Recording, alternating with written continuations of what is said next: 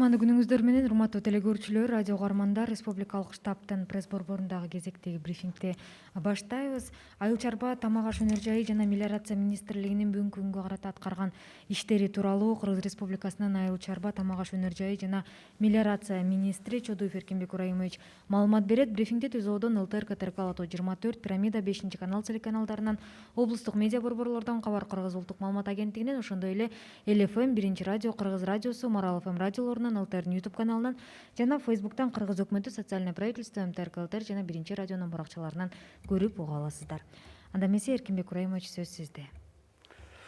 Урматтуу кыргызстандыктар, урматтуу биздин дыйкан, фермерлер, айыл чарба, тамак аш өнөр жана мелиорация министрлигинин айыл чарба секторундагы жүргүзүлүп жаткан ишмердүүлүгү 2018-2040 жылдарга карата Кыргыз Республикасынын өнүктүрүү улуттук стратегиясы, президентибиздин 2020 жылды региондорду өнүктүрүү, сан эрептештирүү жана балдарды колдоо жыл деп жарыялоо жөнүндөгү жарлыгында жана Кыргыз Республикасынын 2018-2022 жылдарда биримдик, ишеним, жаратмандык программасындагы Кыргыз Республикасынын өкмөтүнүн 2019 жылдын 27 июндагы 320 токтом менен бекитилген 2019-2023 жылдарга Кыргыз Республикасында азык-түлүк коопсуздук жана тамактануу программасы жана өлкөнүн башка программалык документтеринде белгиленген приоритеттерге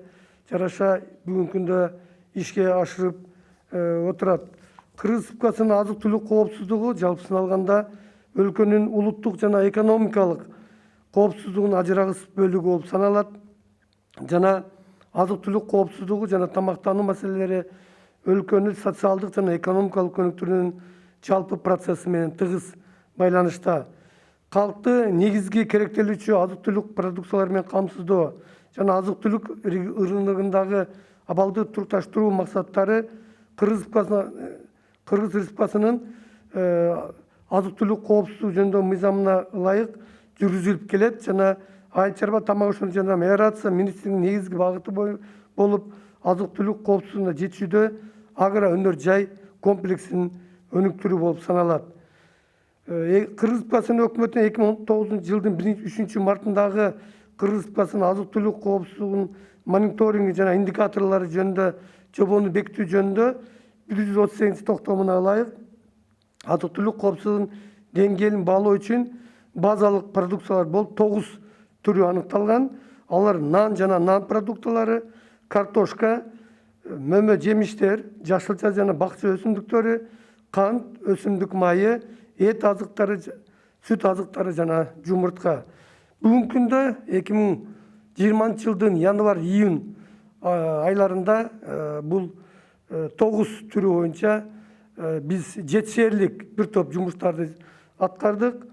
Аны өтмө калдыктары менен эсептегенде бүгүн ушул нан азыктары, картошка, сүт жана жашыл жана бакча өсүмдүктөрү, бүгүнкү күндө кант, бул негизги калдыктар бүгүнкү күндө жетишерлик болуп саналат. Анын үстүнө бүгүнкү күндө оору жөө иштери да болуп атат.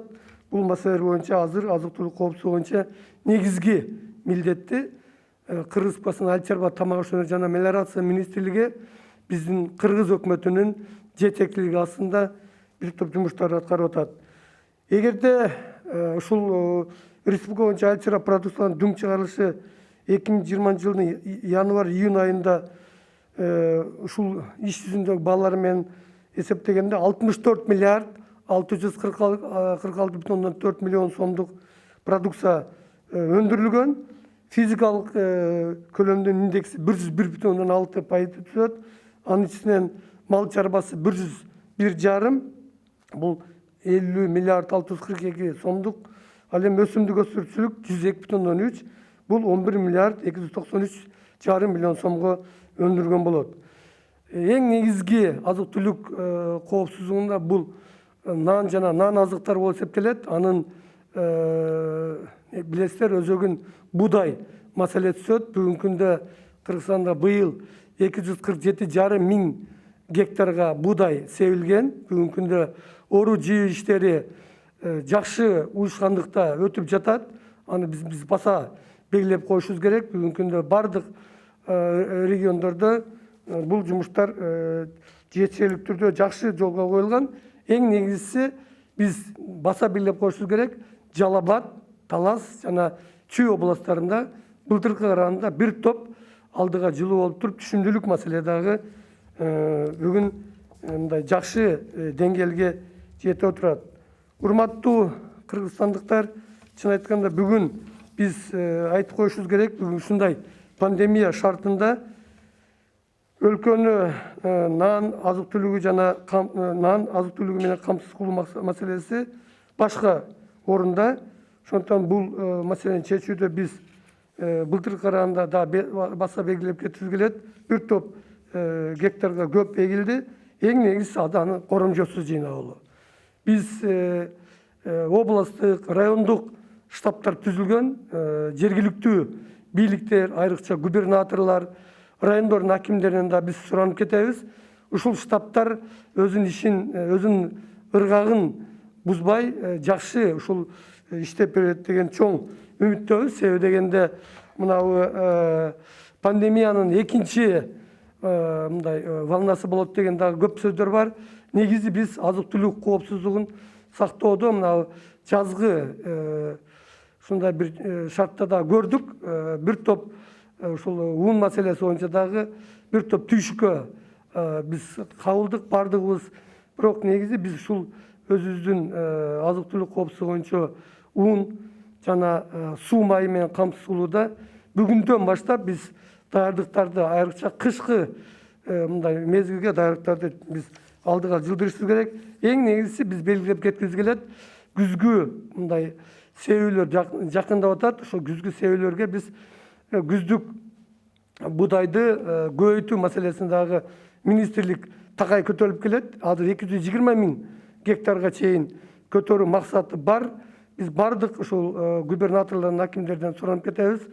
Ушул өкмөттүн тапшырмасы боюнча бардык милдеттер өз убагында аткарылса жакшы болот эле. Себеби дегенде биз өзү сунуштап атабыз 300 000 гектарга чейин ушул будайды көбөйтүү маселеси турат. Анын 220 000 күздүк будай жана 80 000 бул жаздык будайга. Андан башка дагы бир топ айыл чарбасында мындай айтарлык жакшы жумуштар болуп атат. Мына бүгүнкү күнгө чейин 8371 кардарга 4 миллиард 206 миллион сомдук жеңилдетилген кредиттер берилди. Лизинг маселеси дагы бүгүн жакшы жолго коюлган. 2020 жылы 250 ушул айыл чарба техникалык лизингге берилиш керек болсо, мына бүгүнкү күнгө чейин 204 айыл чарба техникасы берилди. Андан сырткары бүгүнкү күндө башка ушул айыл чарбасында маселелер боюнча биз айтып кетишибиз керек. Экспорт маселеси дагы бүгүн токтогон жок. Биздин жеке ишкерлер, ушул чоң кооперативдер жана өзүбүздүн ушул дыйкан фермерлер эч тоскоолдуксуз Россия Федерациясына жана Казакстанга өздөрү өстүргөн продукцияларын түздөн түз экспорттоого шарттар түзүлүп, бир топ жакшы жумуштар болуп атат. Анан мына ушул түшүмдүүлүк боюнча да айтып коюшубуз керек. Мына бүгүнкү күнгө бардык болуп 48,2% жыйналып бүттү. Бул 225 000 гектар түзөт. Былтыркыга караганда 21 000 гектарга көп жыйналды. Орточо түшүмдүүлүк будайдан 28 центнерди, арпадан 24,5 центнерди түзүп атат. Бул өткөн жылдагыдан 2,8 центнер будайдан 1,7 бул арпадан көбүрөөк болуп атат. Мен ойлойм бул чек болбош керек. Айрыкча мына ушул мен Ысык көл жана Нарын областарынын дыйкандарынан, жеке ишкерлерден, анан мындай биздин жергиликтүү бийликтен да суранып кетем. Ушул жумуштардын баардыгын жакшы аткарып, биз республикалык мындай көрсөткүчтөр жакшы болот деген мындай үмүттөбүз. Мен дагы бир нерсени айтып кетейин, урматтуу мекендештер. Чын айтканда мына азыр Казакстанда, Россияда бир топ жерлерде биз анализ кылып атабыз. Будайдын түшүмү бир топ былтыр жылганда төмөндө. Ошондуктан биз эң негизги максатыбыз ушу пандемия убагында, ошонун экинчи толкунунда биз мындай түздөн түз карап азык-түлүк коопсуздугун бир топ алдыга мындай коюп алабыз. Максаттардын бардыгы жакшы, мен ойлойм, мына былтыркы караганда бир топ жакшы жетишкендиктер да болот. Андан сырткары биз ушул кайра иштетүү маселесин, урматтуу президентибиз эң негизги багыты болгон ошо кайра иштетүү маселесин дагы жакшы эле колго алганбыз. Бүгүнкү күндө 40тан ашуун кайра иштетүүчү ишканалар кирип, бир 700 адамга такай иш менен камсыз болду. Андан сырткары дагы кайра иштетүү былтыркы караганда жетишкендиктер жакшы. Экспорт маселеси дагы былтыркы караганда бир топ негизи алдыга жылдык. Бул мал чарбасы жана кайра иштетүү маселесинде. Ошо өсүмдүк өсүрүш боюнча азыр цифралардын бардыгын бир сыйра дагы карап чыгып атабыз. Мен ойлойм, биз маселелердин бардыгын чогуу чараан ошол жергиликтүү бийлик менен, мамлекеттик башка органдар менен жана негизги түздөн түз өкмөт башчысы менен алдыга жылдырууга биз аракеттер жасап жатабыз. Рахмат, Эркинбек Ураимович. Мүмкүн болсо расмий тилде маалымат алсак. Уважаемые кыргызстанцы, деятельность Министерства сельского хозяйства, пищевой промышленности и мелиорации Кыргызской Республики в сфере развития аграрного сектора ориентирован на решение задач по достижению приоритетов, обозначенных в главных программных документах страны, таких как Национальная стратегия развития Кыргызской Республики на период 18-40 годов, Указ президента об объявлении 2020 года годом развития регионов, цифровизации страны и поддержки детей, программы развития Кыргызской Республики на период 18-22 года, единство, доверие, созидание. Для проведения успешной работы по полевым работам текущего года правительством Кыргызской Республики от 6 февраля 2020 года было принято распоряжение за номер 36-Р о мерах государственной поддержки сельских товаропроизводителей Кыргызской Республики в целях своевременного проведения полевых работ в 2020 году. Действительно, мы сегодня можем сказать, что программа по весенним полевым работам была выполнена на 100%. Были предусмотрены все моменты по проведению успешной работы весенних полевых работ. По обеспечению ГСМ, по обеспечению минеральными удобрениями, по обеспечению работы техники и по другим вопросам. В целом, государственная поддержка сельского хозяйства в рамках финансирования сельского хозяйства 8 на сегодняшний день составляет, что было выдано на 8371 человек в сумме 4 миллиарда 206 миллионов сомов льготного кредита. Мы сегодня можем сказать, что очень много сегодня сделано в работе министерства. Выдано лизинг на 2020 год свыше 204 единиц сельскохозяйственной техники и запланированных 250 единиц. Мы вот весной начали реализацию закона о государственной дотации семеноводстве. Было выдано семена льготные на 30% ниже рыночных цен, на 9 миллионов 200 тысяч сомов. Эта работа будет продолжена еще в рамках осенних полевых работ по озимым пшенице и по озимой ячменю. Я думаю, что сегодня в рамках работы по проведению, успешного проведения уборочной кампании созданы областные районные штабы, которые сегодня работают. Я хочу отметить, что усилиями Чуйской областной госадминистрации, Таласской, Чалабатской областной администрации сегодня проводятся определенные работы, и даже вот урожайность пшеницы по этим областям составляет выше, чем в прошлом году. На сегодня намолочено 225 тысяч тонн, из них составляет почти урожайность по ячменю на 1,7 центнеров, по пшенице на 2,8 центнеров больше, чем в прошлом году. Я вот хочу еще отметить, что сегодня работа по уборочной компании только-только начинается на Рынской и Сыкульской областях. Я хочу призвать штабы этих областей, руководителей этих областей, чтобы они тоже с пониманием отнеслись, и серьезность работы, которую вот мы сегодня работаем, это залог продовольственной безопасности на зимний период 2020-2021 годов. Мы хотим отметить, что сегодня ведется большая работа по увеличению посевных площадей озимых пшеницы. Мы хотим довести его до 220 тысяч гектаров. Это есть предпосылка, что урожайность будет выше на 20-30%, чем яровой пшеницы. Поэтому мы очень хотели иметь поддержку со стороны местных госадминистраций, что и сегодня правительство в этом вопросе нас полностью поддерживает. Мы сегодня готовим соответствующие изменения в распоряжении правительства. Мы вот хотим отметить, что сегодня по КСМ для проведения успешной уборочной кампании обеспечение составляет почти 85%.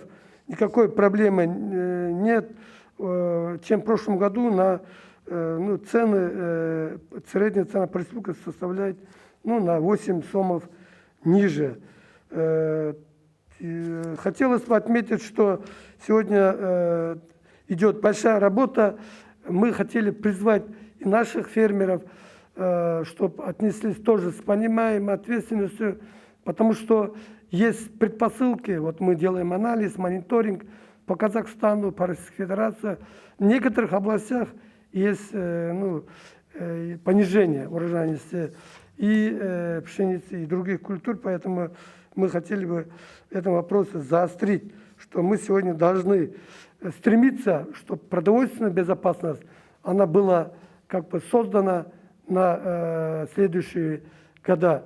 Сегодня работает государственная программа, это обеспечение продовольственной безопасности питания, которого принято 27 июня 2019 года за номером 320 постановление правительства, которое действует.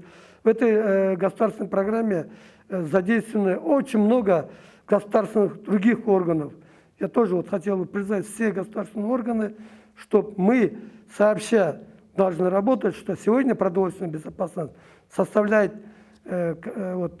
костяк, да, национальной, экономической безопасности.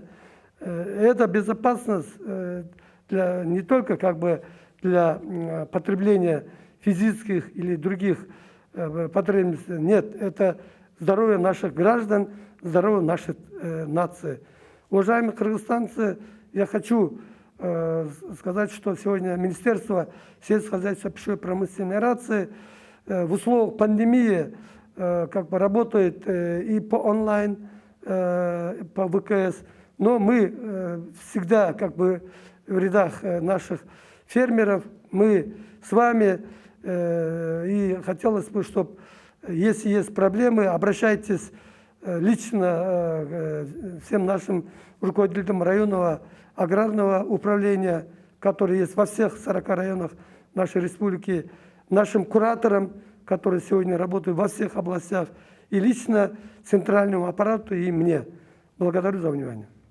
Спасибо. Уважаемые телезрители, радиослушатели, на этом мы завершаем брифинг в пресс-центре Республиканского штаба. Вас проинформировал министр сельского хозяйства, пищевой промышленности и мелиорации Кыргызской Республики Чодуев Эркинбек Ураимович.